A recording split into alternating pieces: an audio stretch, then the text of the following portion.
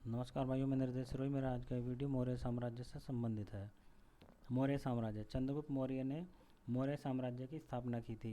यह शाक्यों की पिप्पलीवन गणराज्य के मौर्य शाखा से संबंधित था। इसका जन्म 345 ईस्वी पूर्व हुआ था। यूनानी लेखक जस्टिन ने चंद्रगुप्त को सैंड्रोकोट्टस कहा है तथा विलियम जोन्स ने सैंड्रोकोट्टस की पहचान चंद्रगुप्त के रूप में की है। विशाखदत्त मुद्रा राक्षस ने चंद्रगुप्त को विरसल कहा है, जिसका अर्थ होता है निम्न कुल का। कौटिल्य या चाणक्य या विष्णुगुप्त चंद्रगुप्त मौर्य का प्रधानमंत्री था, जिसने अर्थशास्त्र 15 भाग में इसकी तुलना अर्थशास्त्र की तुलना मैकियावली के प्रिंस से होती है की रचना की थी, जिससे मौर्यकालीन इतिहास की जानकारी मिलती है। चंद्रगुप्त मौर्य का राज्य विस्तार। पूर्व में बंगाल तक, पश्चिम में ईरान, उत्तर में अफगानिस्तान, दक्षिण में कर्नाटक तक था। जस्टिन के अनुसार चंद्रगुप्त की सेना में 6 लाख सैनिक थे। चंद्रगुप्त मौर्य ने 305 ईस्वी पूर्व में सेल्यूकस निकेटर को हरा दिया। इस युद्ध का वर्णन एपियानस ने किया है। सेल्यूकस निकेटर ने अपनी पुत्री कार्नेलिया का विवाह चंद्रगुप्त से करा दिया और दहेज में काबुल, कंधार, मकरान व हेरात प्रदेश तथा 500 हाथी प्लूटार्क के अनुसार उपहार में दिए थे। सेल्यूकस ने मेगास्थनीज को चंद्रगुप्त के दरबार में भेजा। वह काफ़ी दिन पाटलिपुत्र में रहा तथा यहीं उसने अपनी पुस्तक इंडिका लिखी। चंद्रगुप्त ने आचार्य भद्रबाहु से जैन धर्म की शिक्षा ली तथा दक्षिण भारत में जैन धर्म का प्रचार किया। चंद्रगुप्त ने श्रवणबेलगोला में अनशन व्रत करके अपने प्राण त्यागे। बिंदुसार। यह 298 ईस्वी पूर्व मगध की गद्दी पर बैठा। वायु पुराण में इसे भद्रसार कहा गया है। जैन ग्रंथों में इसे सिंहसेन की संज्ञा दी गई है।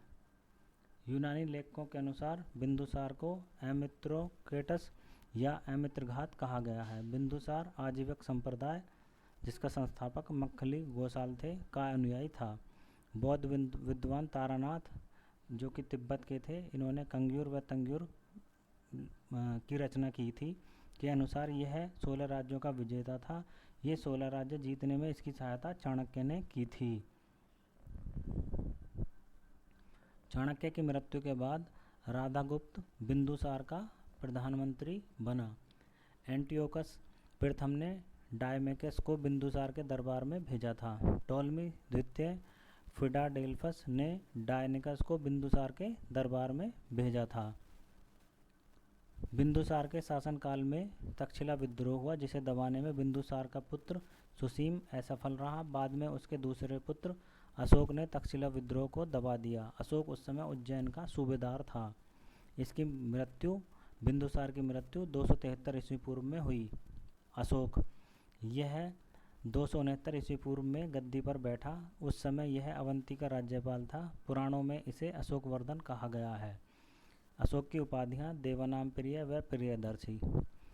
अशोक की माता का नाम सुभद्रांगी था तथा अशोक अपनी पत्नी कारुबाकी से सबसे अधिक प्रभावित था। सिंहासन पर बैठने के लिए अशोक ने अपने बड़े भाई सुसीम की हत्या कर दी थी। इसके सिंहासन पर बैठने के 8वें वर्ष में कलिंग का युद्ध 261 ईसा पूर्व में हुआ।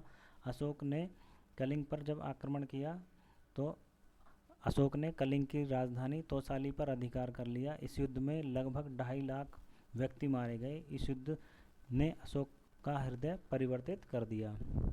अशोक के सभी अभिलेख अर्धमागधी भाषा में हैं। भेरी घोष के स्थान पर उसने धम्म घोष अपनाने की घोषणा की। यह चौथे शिलालेख में कहा गया है।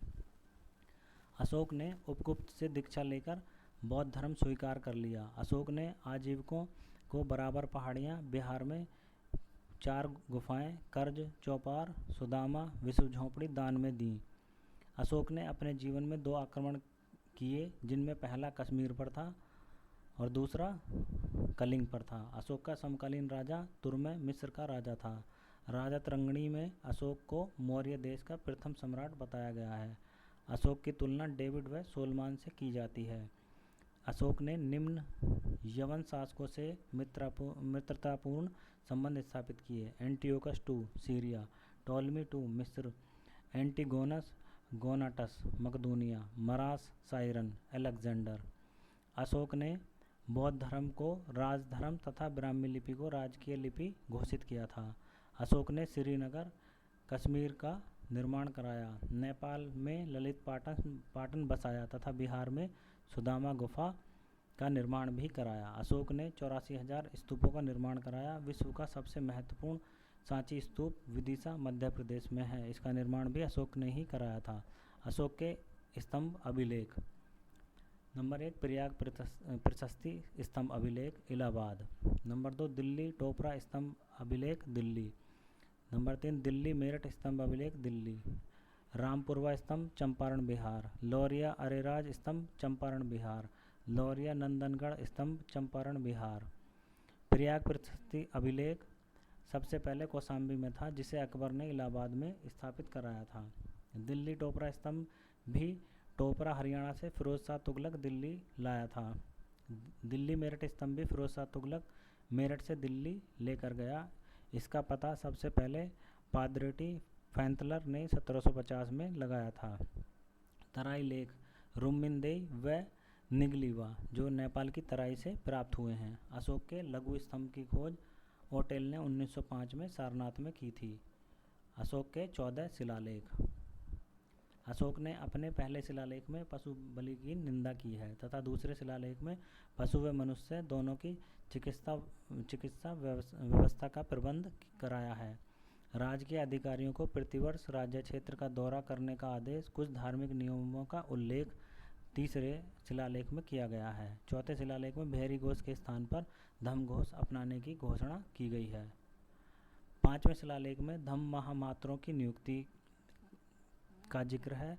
छठे शिलालेख में आत्मनियंत्रण की हिदायत, हर पल प्रजा के कल्याण की कामना कही गई है। सातवें व आठवें शिलालेख में धम्म यात्राओं का वर्णन है। नौवें शिलालेख में सच्ची भेंट व शिष्टाचार है। 10वें शिलालेख में आदेश, राजा एवं प्रत्येक उच्चाधिकारी प्रजा के हित में सोचे। 11वें शिलालेख में धम्म की व्याख्या है। 12वें शिलालेख में सभी प्रकार के विचारों का आदर की बात कही गई है। 13वां शिलालेख कलिंग युद्ध व अशोक के हृदय परिवर्तन का उल्लेख करता है। 14वें शिलालेख में प्रजा को धार्मिक जीवन जीने के लिए प्रेरित करने के लिए कहा गया है। मौर्य काल के अन्य तथ्य। तक्षशिला जो कि सिंधु व झेलम के बीच स्थित है, शिक्षा का सर्वाधिक महत्वपूर्ण केंद्र था। शिक्षा 18 जातक ग्रंथों के अनुसार 18 श्रेणियों में दी जाती थी। कौटिल्य ने 9 प्रकार के दासों का जिक्र किया है। अर्थव्यवस्था कृषि प्रधान थी। समस्त भूमि राजा की थी। सरकारी भूमि को सीता अर्थात आदिवासियों द्वारा जोती जाने वाली कहा जाता था। रेशम चीन से आयात होता था तथा रेशमी कपड़ों का मुख्य केंद्र काशी था। बंगाल मलमल के लिए प्रसिद्ध था। उद्योग व्यापार की संस्थाओं को श्रेणी कहा जाता था। स्वर्ण सिक्के निष्क या सुवर्ण कहलाते थे। चांदी के सिक्के कासारपण, धारणपण या रुपये कहलाते थे। मौर्य काल की प्रचलित मुद्रा पण कहलाती थी। बलि एक प्रकार का धार्मिक कर था। हिरण्य एक नगद रूप में दिया जाने वाला कर था। भू राजस्व कुल उपज का 1/6 से 1/8 तक था। इस हिस्से को भाग कहते थे। शराब बेचने वाले को सौंडिक कहते थे। पूर्वी तट पर सबसे महत्वपूर्ण बंदरगाह ताम्रलिप्ति थे। पश्चिमी तट पर सोपरा व भड़ौच सबसे महत्वपूर्ण थे। बंदरगाहों में लंका, बर्मा, मिस्र, सीरिया, सुमात्रा, जावा, फारस, यूनान व रोम से व्यापार होता था। चामर गृहिणी यक्षिणी मूर्ति दीदारगंज पटना से प्राप्त हुई है। लोमस गुफा व नागार्जुनी का समूह का निर्माण मौर्य शासक दशरथ ने कराया था। अशोक काल में मूर्ति पूजा का कोई साक्ष्य नहीं मिला है। राजा तरंगिणी ने अशोक को कश्मीर का प्रथम राजा बताया है। मौर्य काल का राज का चिन्ह म्यूर था और भाषा पाली थी। मौर्य काल में जनगणना विभाग की स्थापना की गई। कथावस्तु मोगलीपुत्र सुत तिस्स वर्तिका अष्टाध्यायी के कठिन शब्द कात्यायन की रचना मौर्य काल में हुई है। मुद्रा राक्षस विशाखदत्त भारत का प्रथम जासूसी उपन्यास मौर्य काल का ही है। अंतिम मौर्य शासक वीरभद्र की हत्या पुष्यमित्र शुंग ने कर दी थी। 185 ईस्वी पूर्व में मौर्य साम्राज्य समाप्त हो गया। धन्यवाद भाइयों।